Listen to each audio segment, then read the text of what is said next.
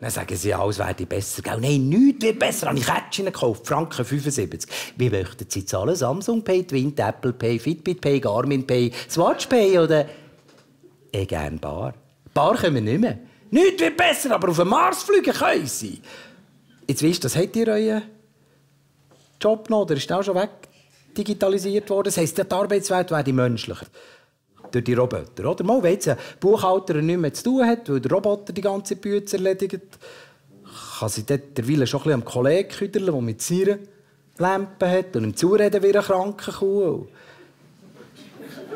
Der Bauer im digitalen Zeitalter, der muss nicht mehr aufs Feld. Oder? Der kann alles vom Nest aus steuern, via Tablet, Aussaat und Ernte. Muss keinen Schritt mehr machen, der Bauer. Kann dafür schon etwas für die Gesundheit tun, so mit der Fitness-App. Ein bisschen Bewegung. Und wenn jemand mal ein Kuh ins Weg wäre im Stall, eine, die automatisch geführt und gemolken wird, und wo der Roboter den Schorgraben putzt, wenn sie geschissen hat. Und beim Kalbern schaut er gerade auch, der Roboter, wenn mal so eine Kuh ins Weg wäre. Dann hat er eben dort der Digital Farmer, dieser Kuh zuzureden wie eine kranke Kuh. Du, wenn man Digital Farming googelt, kommt oberst oben digitale Landwirtschaft mit Bayer. Bayer.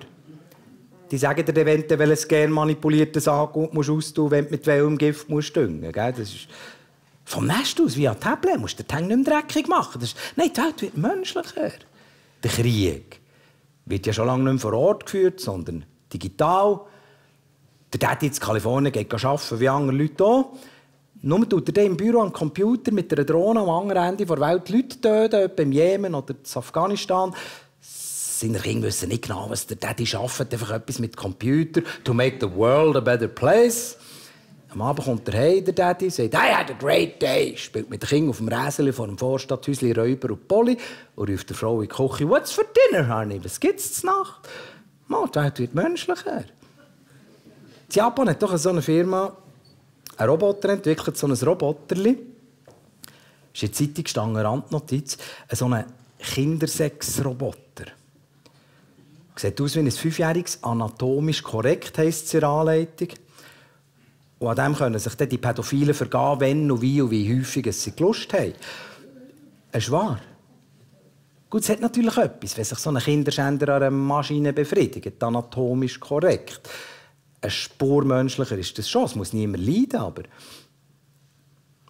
krank ist es wegen dem noch ging. Hure krank.